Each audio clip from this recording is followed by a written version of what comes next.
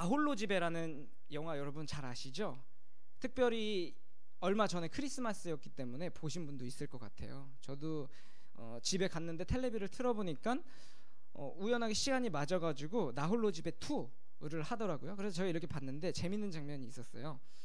그 케빈이 2명의 악당을 열심히 이렇게 좀 골탕 먹인 다음에 마지막으로 집을 탈출하잖아요. 탈출하다가 횡단보도를 건너고 있는데 거기에 뭐가 있었죠? 빙판이 이렇게 깔려 있었잖아요. 그래서 빙판에 미끄러져가지고 자빠지게 되는데, 이제 그런 상황을 보고 우리는 어떻게 표현할 수 있냐면, 그 케빈 주인공은 전투들에서는 이겼지만 전쟁에서는 졌다, 이렇게 표현할 수 있잖아요. 근데 거기서 이제 키 큰 악당이 굉장히 익살스럽고 자신 있는 표정으로 너는 너는 전쟁들에서는 이겼지만 전투에서는 졌어, 이래가지고 좀 제가 웃은 경험이 있는데, 제가 오늘 이 말씀을 왜 드리냐면 다윗도 지금 전투 중에 있거든요. 사실 다윗은 전쟁 중에 있는 게 아니라 전투 중에 있습니다. 그런데 그렇기 때문에 어떤 큰 전쟁의 한 맥락 속에 다윗이 지금 있다는 것이죠. 그렇기 때문에 다윗과 골리앗의 이 전투, 요 의미를 정확하게 알기 위해서는, 심도 있는 의미를 알기 위해서는 이 전체적인 맥락, 그러니까 다윗이 지금 어떤 정쟁 중에 어떤 전투를 하고 있느냐, 그것을 우리가 알 필요가 있습니다. 다윗은 그렇다면 지금 어떤 전쟁을 하고 있을까요? 다윗의 적은 누구죠? 바로 블레셋이죠. 하지만 여러분, 그 이스라엘 전체로 놓고 봤을 때 지금 이스라엘 민족의 전쟁 중에 이 전투가 있는 것인데, 이스라엘 민족의 적은 비단 블레셋뿐만이 아니었죠. 여러분 지금까지 사무엘서 이렇게 보시면서 잘 아시겠지만 그 전에는 뭐 암몬과의 전투도 있었고, 또 블레셋과 전투도 한 번 더 있었고, 아말렉과의 전투, 그리고 또 그 전에는 여러 이방 민족과의 전투들이 있었잖아요. 그러니까 지금 이스라엘은 어떤 전쟁 중이냐면 가나안 전쟁 중이다. 그런데 이 가나안 전쟁의 승리의 키워드는 무엇이죠? 승리하기 위한 키워드, 그것은 바로 말씀이죠. 아니, 전쟁의 키워드가 왜 창과 칼이 아니고, 왜 전쟁의 키워드가 뭐 기마병이나 전차가 아니고 뭐 활이나 물매가 아니고, 왜 전쟁의 키워드가 도대체 말씀이라는 걸까요? 그거는 제가 여러분과 한번 나눈 적이 있는데, 이 전쟁의 성격 때문에 그렇죠. 지금 이스라엘이 싸우고 있는 것은 단지 가나안이 아니라 어떤 가나안이냐면은 완전히 죄에 전복된 가나안.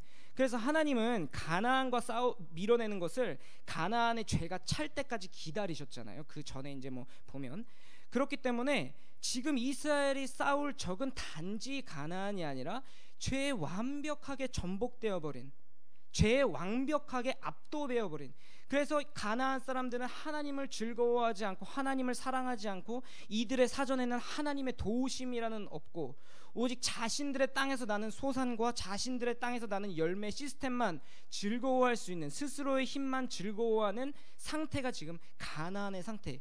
지금 그러니까 이스라엘은 이런 죄로 물든 가나안과 싸운다는 것입니다. 그러니까 지금 어떤 형국이냐면, 이스라엘이 가나안과 싸우려고 저기 모압 땅에 있을 때 죄가 이렇게 생각을 했을 수도 있을 것 같아요. 그래, 가나안 지금 너희 나이 훑어보고 있지? 지금 가나안 점령하려고 저기 지금 모압 땅에서 나 보고 있지? 와봐, 오면 내가 가나안을 점령한 것처럼 너희도 점령해서 너희가 더 이상은 하나님을 즐거워할 수 없게 해줄게. 너희가 이 땅에 나는 소산으로만 즐거워하게 해줄게. 너희가 이 땅에 있는 미신들을 즐거워하게 해줄게. 와봐. 지금 이러한 형국에서 이스라엘이 가나안 땅에 들어가게 되었습니다. 그래서 모세도 이것을 너무나도 잘 아니까 우리 신명기 6장에서 너무나도 잘 아시는 말씀, 이스라엘 여러분 들어보십시오. 여러분들은 지금 가나안 땅에 들어가게 됐는데 그 가나안 땅은 죄로 가득한 가나안 땅입니다. 그렇기 때문에 여러분들이 가나안 땅에 들어서 가나안 소산 즐거워하면 안 되고, 가나안 땅에 있는 미신 즐거워하면 안 되고, 하나님을 제발 좀 즐거워하십시오. 그렇기 때문에 여러분들이 마음과 뜻과 힘을 다해서 하나님을 즐거워하는데 그것을 위해서 미간에 말씀을 붙이고 여기 팔에 말씀을 두르고 앉으나 서나 일어서나 누워있을 때나 여러분 말씀은 강론하십시오 라고 모세가 신신당부하고, 여호수아도 가나안 땅에 들어가기 이전에 여러분 말씀을 좀 의지하십시오. 그래서 하나님도 여호수아에게 네게 밤낮으로 여호와의 율법을 묵상해라. 그리고 여호수아도 고백하기를 나와 내 집은 여호와만 섬기겠습니다, 율법만 섬기겠습니다 라고 이야기를 하잖아요. 그러니까 지금 본론으로 들어오면 이스라엘은 어떤 전쟁 중에 있느냐 했을 때 그 전쟁은 죄와의 싸움, 그렇기 때문에 오직 말씀으로 싸워서만 이길 수 있는 전쟁, 지금 그 전쟁을 이스라엘이 하고 있다는 것입니다. 그런데 여러분 지금 잘 보셨다시피 앞서 지금 다윗과 대조되는 게 누구죠? 사울이죠. 사울도 다름없습니다. 사울도 지금 전쟁에 참여하는데, 사울이 참여하는 전쟁도 어떤 전쟁이었는고 하니 사울도 죄와의 싸움을 싸우는 전쟁, 그래서 여호와의 말씀을 의지해서만이 이길 수밖에 없는 전쟁을 사울이 했던 것이죠. 그런데 사울이 여호와의 말씀을 의지하지 않았죠. 오히려 사울은 가나안 땅에 있는 정치적인 주변 민족들로부터 본 그런 정치적인 시스템만, 그리고 군사적인 힘만 의지했죠. 그래서 블레셋과 싸울 때도 그랬고 아말렉과 싸울 때도 있고 하나님의 말씀에 순종하지 않습니다. 사울에게 하나님의 말씀은 없습니다. 그러니까 사울은 무엇으로 싸웠습니까?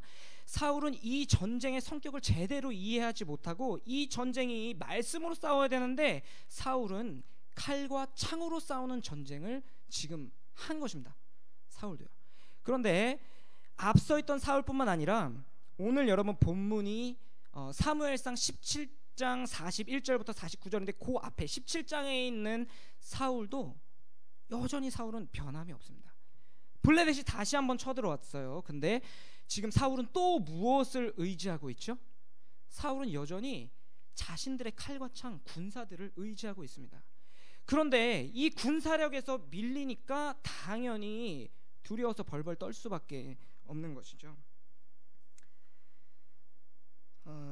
바로 이제 이러한 맥락에서 다윗이 등장을 하게 된 것입니다. 그런데 사실 여기서 보면 다윗은 전혀 다른 전쟁관을 가지고 있죠. 사울은, 그리고 이스라엘 백성들이 벌벌 떤 것으로 보아 사울과 이스라엘 백성들은 온통 칼과 창으로 하는 전쟁을 하고 있고, 지금 그리고 블레셋의 군인인 이 골리앗도 칼과 창을 자랑하는데 결국 다를 것이 없죠. 그런데 이 다윗만은 조금 오늘 다른 것 같습니다. 지금 보면 그 전의 전쟁, 그러니까 사울과 블레셋 다른 이방 민족들의 전쟁은 민족과 민족 차원의 전쟁이었을 뿐이지 전혀 이 근본 본질적으로 다른 것이 없습니다. 똑같이 칼과 칼로 하는 전쟁, 칼과 창으로 하는 전쟁 똑같습니다. 하지만 지금 다윗은 다른 전쟁을 하려 합니다. 어떤 전쟁을 하는지 우리 한번 봤으면 좋겠는데요. 41절입니다. 우리 다 같이 한번 읽어보도록 하겠습니다. 41절 시작.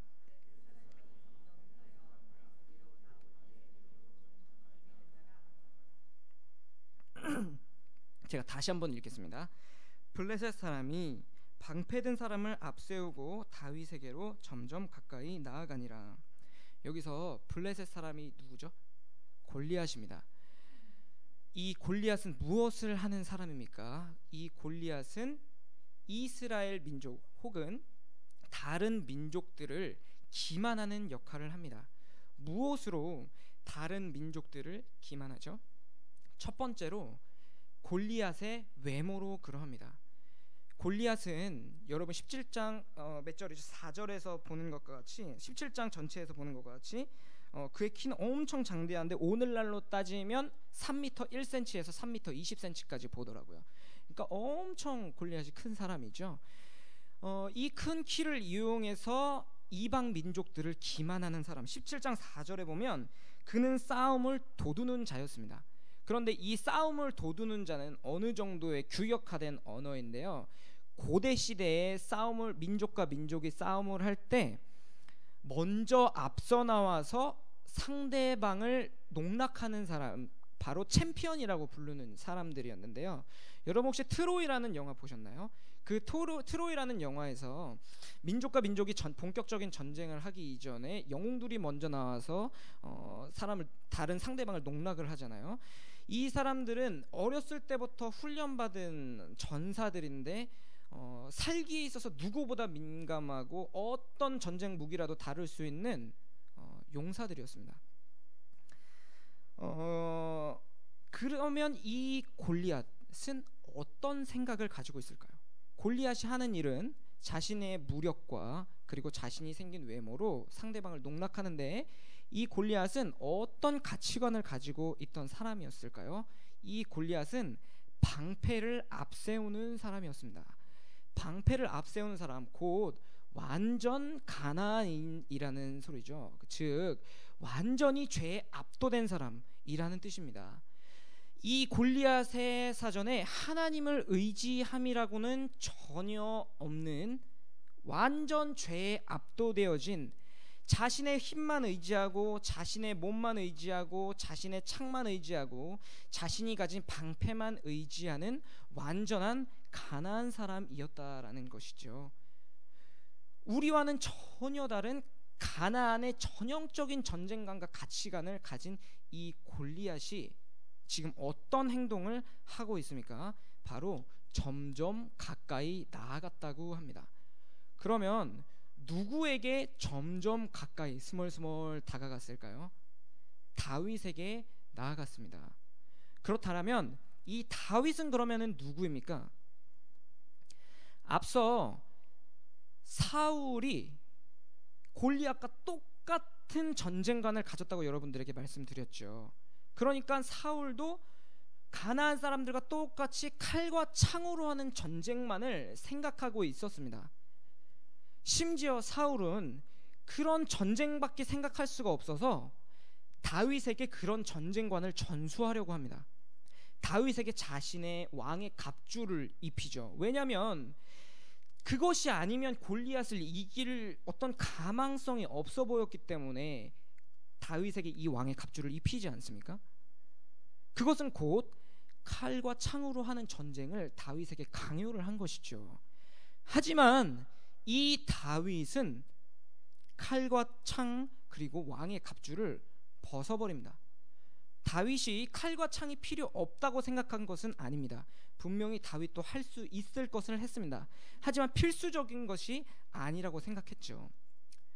그러므로 다윗은 누구인가 하니, 다윗은 세상의 가치관이 우리에게 스멀스멀 다가와 우리에게 그 가치관을 전달하려고 했을 때 그것을 벗어버릴 수 있는 하나님의 가치관을 가진 교회요 성도라고 할 수 있는 것입니다. 자, 그렇다면 골리앗이 점점 다가갔습니다. 골리앗이 누구라고 했죠? 하나님이라고는 사전에 없는 죄요 죄의 결정체가 점점점 다가갑니다. 누구한테요? 하나님의 가치관으로 어떻게 해서든 살려는 교회요 성도에게 점점 다가갑니다. 네, 지금 어떤 가치관과 어떤 가치관이 서로 부딪히려고 합니다. 많은 사람들이 다윗과 골리앗을 보았을 때 개인적인 전설적인 이야기로만 그치는 경우가 많이 있습니다. 하지만 그것은 한 작은 다윗이 거대한 전사를 이겼다, 와 다윗 개인의 믿음이 뛰어나다라는 데 그쳐서는 안 됩니다. 그렇게 해석하면 이 본문을 온전하게 이해할 수 없습니다. 지금 이 본문이 말하는 건 어떤 가치관과 어떤 가치관이 부딪히려는, 심지어 이거는 민족적인 차원도 넘어서서 신적인 차원의 대결을 말하려고 하는 것입니다. 하나님의 가치관과 사단의 가치관이 이제 맞부딪히려는 상황을 지금 이 본문이 담고 있다는 것이죠. 사단의 가치관과 하나님의 가치관이 서로 맞부딪히게 되었을 때 어떤 일들이 벌어지게 되는지 계속해서 한번 보도록 하겠습니다. 42절입니다. 다 같이 한번 읽어보도록 하겠습니다. 시작. 사람이 둘러보다가 다윗을 보고 업신여기니 이는 그가 젊고 붉고 용모가 아름다움이라. 갑자기 골리앗이 나와서 농성을 하고 있는데 사람들이 술렁이기 시작합니다. 왜냐하면 이스라엘 진영에서 누가 나오기 때문이죠. 술렁술렁 거리니까 도대체 무슨 일이야? 도대체 무슨 일이야? 했겠죠. 그러니까 블레셋 진영도 술렁술렁 했겠고 골리앗 자신도 누군지 둘러보았습니다. 둘러보았더니 골리앗과 다윗이 싸우는 게 확실해졌을 때쯤 골리앗이 다윗을 집중해서 또다시 한번 봅니다. 그리고 나서 골리앗이 다윗을 집중해서 본 결과가 무엇입니까? 바로 업신여기게 되었습니다. 골리앗이 다윗을 업신여기게 되었습니다. 그러니까 전형적인 가나안의 가치관, 세상의 가치관이 성도들에게 점점 가까이 왔는데 그 결과 업신여기게 되었습니다. 왜요? 첫 번째는 젊었기 때문입니다. 여기 사용된 젊다라는 날이라는 단어는 젊다, 청년이다라는 소리가 아니고 어린이 혹은 소년이라는 의미죠. 어려서부터 전사였던 골리앗이 엄청 큰 골리앗이 어린이를 보니 무슨 이거 어린이야 라고 생각했기 때문에 골리앗이 업신여겼습니다. 또 한 가지 붉기 때문에 업신여겼습니다. 붉다 곧 핏기가 있다, 곧 피부가 얇다, 곧 그것은 골리앗처럼 다른 여타 챔피언들처럼 어렸을 때부터 훈련받지 못했다, 곧 전사가 아니었다. 다윗은 싸울 만한 사람처럼 보이지 않았기 때문에 골리앗이 업신여겼습니다. 또한 문제의 단어가 나왔는데 아름답기 때문에 아름답기 때문에 되게 업신여겼는데 저는 이 아름답다는 그 단어가 계속 마음에 안 드는 거예요. 다윗에도 분명 뭔가 단점이 있을 거야 하면서 자, 아름답다의 용례를 다 찾아봤어요. 그 원어를 이렇게 해가지고 다 찾아봤더니 그 잘생겼다가 맞습니다. 핸섬하다 잘생겼다가 맞는데, 그런데 여러분 신기한 거 아시나요? 여기 사용된 잘생겼다라는 단어가 어디에 사용된 줄 아세요? 하와한테 사용됐고요, 라헬에게 사용됐고요, 살찐 암소에게 사용됐고요, 그리고 이스라엘 법 중에 아름다운 여인에 대한 법률에 이 단어가 쓰였습니다. 제가 이거 굳이 다윗이 여성스럽다 이걸 어떻게 해서는 깎아내리려는 그런 의도는 아니고요, 용례가 그렇다는 것입니다. 물론 요셉에게도 쓰였습니다. 그러니까 이 아름답다는 단어로 우리가 유추할 수 있는 것은 무엇인고 하니 다윗이 굳이 싸울 만하게 생기진 않았었다. 그 정도로 해석하면 맞을 것 같습니다. 종합하자면 골리앗이 다윗에게 점점 다가와서 다윗을 보니 다윗이 작고 훈련도 안 된 것 같아 보이고 싸울 만한 것 같지 않아 보여서 다윗을 업신여겼습니다. 세상이 스멀스멀 다가와서 성도들을 보니 그렇게 업신여길 수밖에 없었다는 것이죠.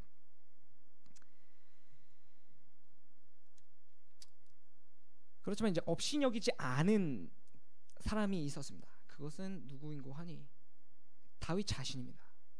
다윗은 자신을 업신여기지 않았습니다. 자신이 작은데 우리 성도가 작고 어리고 싸울만 할 것 같지 않고 훈련도 안 된 것 같아 보이는데 스스로 업신여기지를 않았습니다. 왜요? 다윗이 보기에 싸움은 그걸로 하는 게 아니었거든요. 싸움은 하나님의 이름, 하나님의 이름은 여러분 잘 아시죠? 무엇이죠? 하나님의 이름이 하나님의 행동으로부터 나오죠. 하나님의 행동은 어디서 나오죠? 말씀에서 나오죠. 싸움은 하나님의 이름, 하나님의 행동, 하나님의 말씀으로 하는 것이었기 때문에 다윗은 자신을 업신여기지 않았던 것입니다.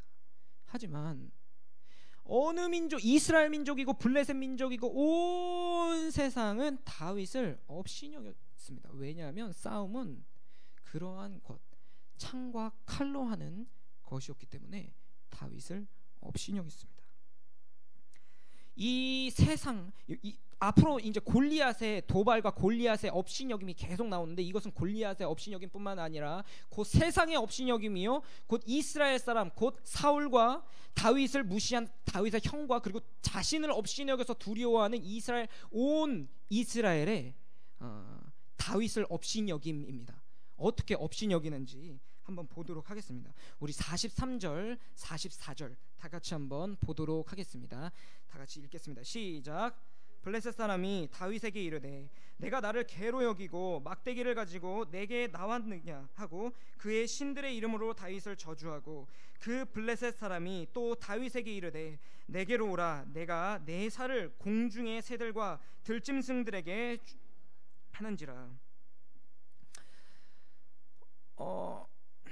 골리앗이 이전에는 무엇으로 다윗을 업신여겼죠? 다윗의 용모, 다윗의 생김새를 보고 다윗을 업신여겼잖아요. 이 세상이 성도와 교회의 생김새를 보고 업신여겼는데, 이제는 골리앗이 무엇으로 업신여기냐 하는 거하니 지금 다윗이 가진 것으로 다윗을 업신여깁니다. 너 막대기 그걸로 뭐하게? 막대기 가졌구나. 너 그걸로 무엇 할 수 있니? 하지만 여기서 막대기는 잘못 번역된 것 같습니다. 사실 복수여서 막대기들이 맞습니다. 막대기들, 어떤 사람들은 막대기를 단수로 해석을 해서요 이렇게 보는 분들도 있어요. 사실 다윗은 기가 막힌 전략가였다. 그래서 막대기만 보여주고 물매와 돌은 숨긴 뒤에 전쟁이 시작되자 갑작스러운 무기를 꺼내서 골리앗이 당황해서 질 수밖에 없었다. 하지만 이 해석은 좀 잘못된 해석입니다. 막대기들을 보았습니다. 다윗이 가지고 있는 무기들을 통칭한 말입니다. 그런데 골리앗이 이렇게 도전하는 겁니다. 네가 가진 것들 있네. 그러나 그것들로 도대체 무엇을 할 거니? 가나안의 가치관이 성도들에게 다가와 아까는 네가 도대체 뭘 할 건데 하더니 이제는 네가 가진 게 뭐니? 그리고 네가 가진 바로 그것으로 성도 될 수 있겠어? 라고 도전합니다.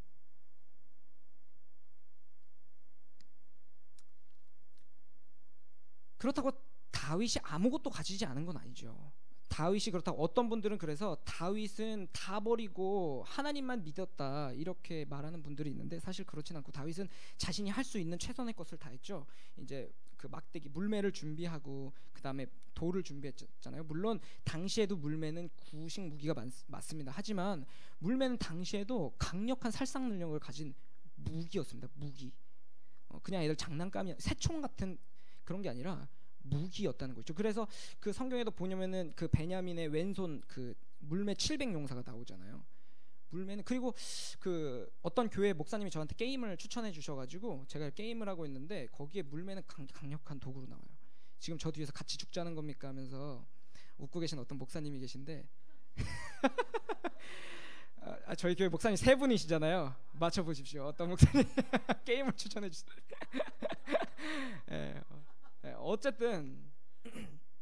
어쨌든 물매는, 그러니까 다윗도 자신이 할 수 있는 최선의 것을 한 것입니다. 그렇지만 이제 그 중심이, 그 승리의 키워드를 그 칼과 창이 다, 만약에 물매와 돌이 다라고 했으면 또다시 칼과 창의 전투죠. 하지만 포인트가 거기에 있는 게 아니죠. 지금 다윗은 왜 물매로도 충분하다고 생각했냐면 하나님이 이름으로 나아가기 때문에 충분하다고 생각을 한 것입니다.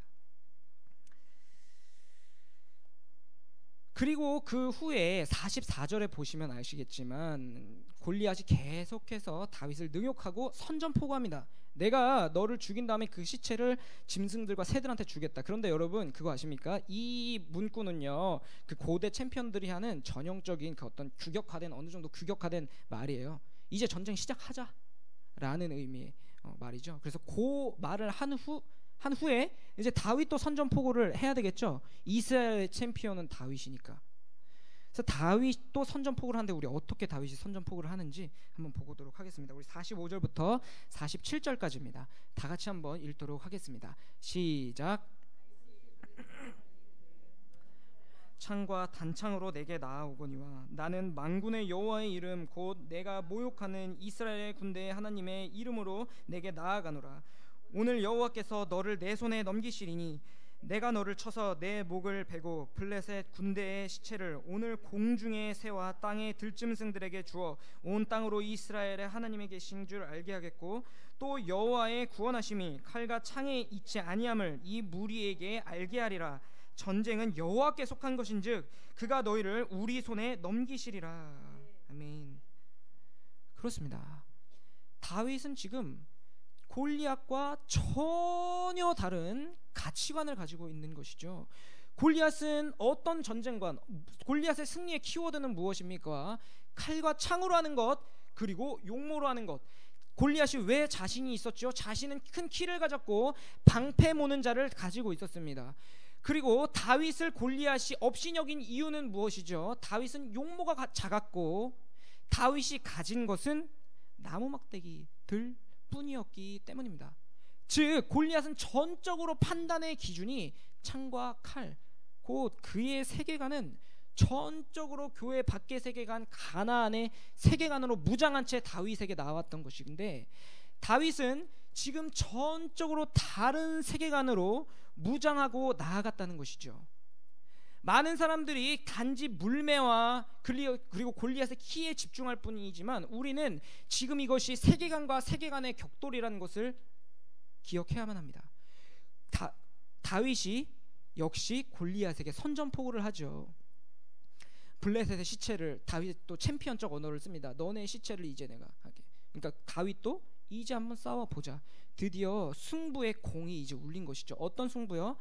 칼과 칼의 싸움입니까? 창과 창의 싸움입니까? 아니죠.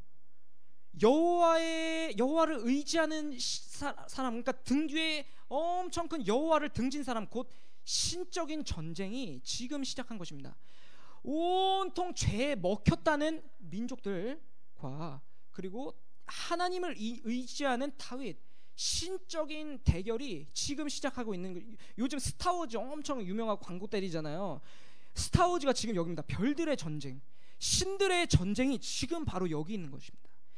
다윗이 하는 전쟁은 어떤 전쟁입니까? 아까 죄와 싸우는 싸움이기 때문에 무엇으로? 여호와의 이름으로, 여호와의 행동으로, 말씀으로만 승리할 수밖에 없는 성격의 전쟁에 다윗이 참전을 한 것이죠. 이 싸움은 곧 누가 했던 싸움입니까?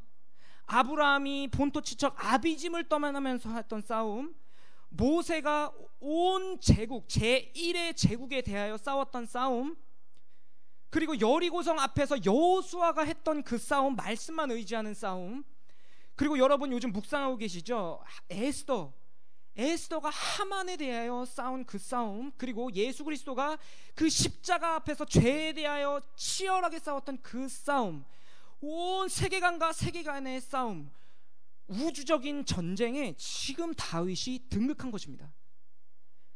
놀랍죠? 그냥 세상 사람들이 보는 것처럼 다윗이 거인을 이겼다, 놀랍죠? 하지만 그 정도가 아니라 지금 엄청나게 스케일이 큰 신과 신의 대결이 지금 여기서 벌어지고 있다는 것입니다. 그런데 여러분 놀라운 거 아십니까? 아까 다윗이 누구고 골리앗이 누구라 그랬죠? 다윗은 성도요 교회, 골리앗은 죄라고 했지 않습니까?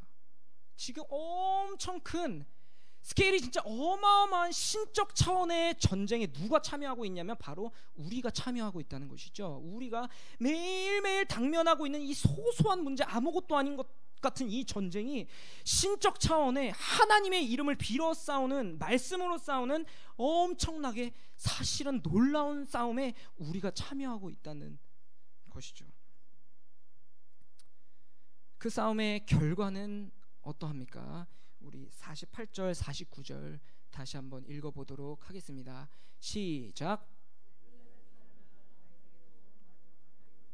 다윗이 블레셋 사람을 향하여 빨리 달리며 손을 주머니에 넣어 돌을 가지고 물매로 던져 블레셋 사람의 이마를 치매 돌이 그의 이마에 박히니 땅에 엎드러지니라.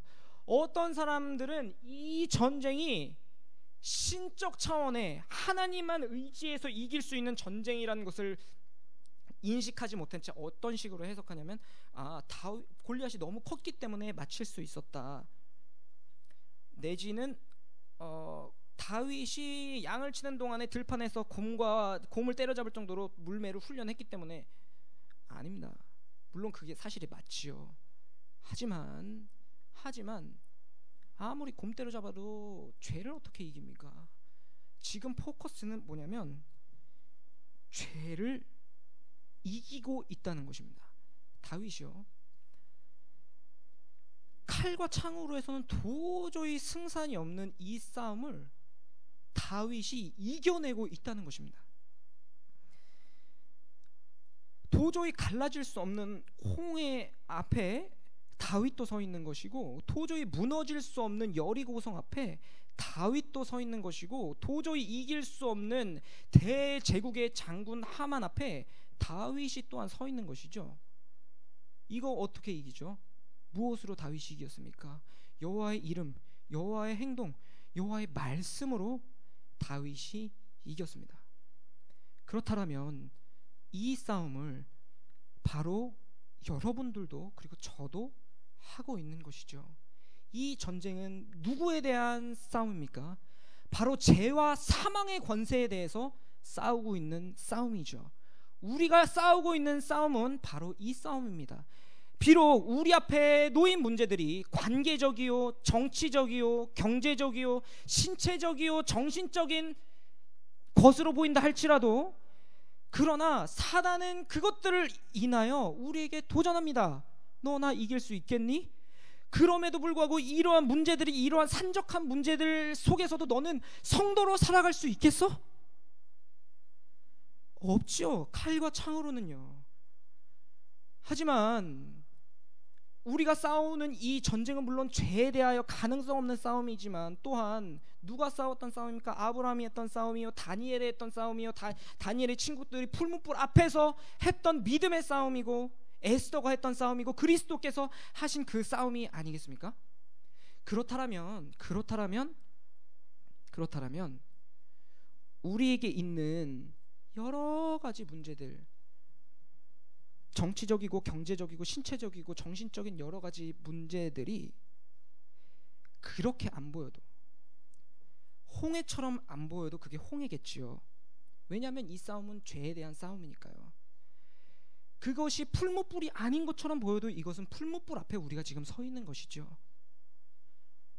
우리 앞에 있는 것들이 아무리 사소한 문제인 것처럼 보여도 그것이 죄와의 싸움이기 때문에 사실은 신적 스케일의 전쟁이요, 사실은 하만 장군 앞에 서 있는 것이지요. 우리가요, 아무렇지도 않다고 치부어버렸던 이 문제가 사실은 엄청나게 중요했던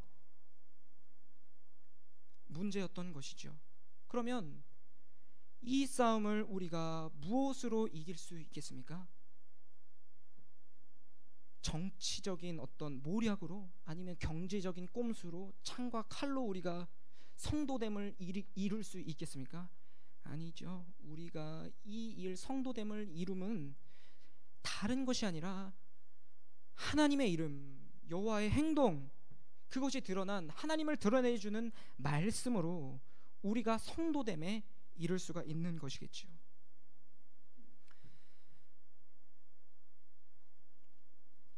여러 우리 앞에 산적한 문제들이 우리 앞에 스멀스멀 점점 마치 골리앗이 다윗 앞에 서는 것처럼 점점 다가옵니다. 그리고 우리에게 속삭입니다. 때로는 소리치죠. 너희가 가진 것이 뭐냐? 그 정도? 그걸로 너희가 무엇을 할 수 있어? 성도됨이 그것으로 되니? 라고 할 때 우리는 사울처럼 그리고 이스라엘 백성처럼 똑같이 가나안 세계관에 설득되어 이것으로 내가 무엇을 해? 라고 두려움에 떨어서는 안 되겠습니다. 중요한 것은 이것이죠. 내가 가진 것이 비록 이것일 뿐일지언정, 그래, 나 이거밖에 없어. 내가 가진 것 막대기밖에 없어. 내가 할 수 있는 것도 이것밖에 없어. 하지만 중요한 건 이걸 누가 취하시느냐. 하나님이 막대기를 취하셨을 때 너무나도 강팍하였던 이집트의 왕자의 마음이 바뀌고, 하나님이 작은 나무를 취하셨을 때에 홍해가 갈라지고, 그 나무를 취한 것이 하나님일 때 그 나무를 바라본 자마다 열병이 났고, 하나님이 나무를 취하셨을 때 그 나무에 달린 자 때문에 세상을 지배하고 세상을 억압해버린 죄의 문제가 해결되어지고, 하나님이 그 작은 나무를 붙잡았을 때 한 국가의 챔피언이라고 불리는 거대한 장정까지도 무너진다. 그렇게 우리가 성도됨을 추구해야 되지 않겠습니까? 이 시간 우리가 잠깐 눈을 감으시고요, 우리 찬양 한번 했으면 좋겠습니다. 우리의 싸움이 도대체 어떤 싸움인지 기억하면 좋겠습니다. 당장 이 문제 해결하면 되지, 그 정도 규모가 아니죠. 내가 당장이라도 내 어떤 꼼수와 내 어떤 모략으로, 내 지식으로 내가 가진 어떤 자원들로 해결할 수 있는 문제일 것 같은데 사실은 그런 게 아니죠. 왜냐하면 이 싸움은 하나님 앞에서 싸우는 싸움이요, 죄에 대한 싸움이요, 하나님에게 속한 싸움이요, 오직 말씀으로만 싸워 이길 수 있는 성도됨을 위한 싸움이기 때문입니다. 가장 사소한 문제라 할지라도요. 뿐만 아니라 우리에게 내가 해결할 수 없을 정도로 너무나도 커 보이는데, 내가 가진 자원으로, 내가 가진 이 나무들로 해결할 수 없는데 해결되어질 수밖에 없는 이유는 무엇입니까? 홍해가 갈라질 수밖에 없는 이유, 골리앗이 쓰러질 수밖에 없는 이유, 죄가 진명을 당할 수밖에 없는 이유는 이 싸움이 하나님의 손에 의해서 취해진 싸움이기 때문입니다. 이 시간 바로 싸움의 이런 진정한 의미, 그리고 어떻게 싸워야 우리가 이기는가를 생각하면서 우리 이 시간 눈 감고 여러분 잘 아시는 찬양이지요. 세상의 유혹시험이 찬양하도록 하겠습니다. 찬양합니다. 세상의 유혹시험이.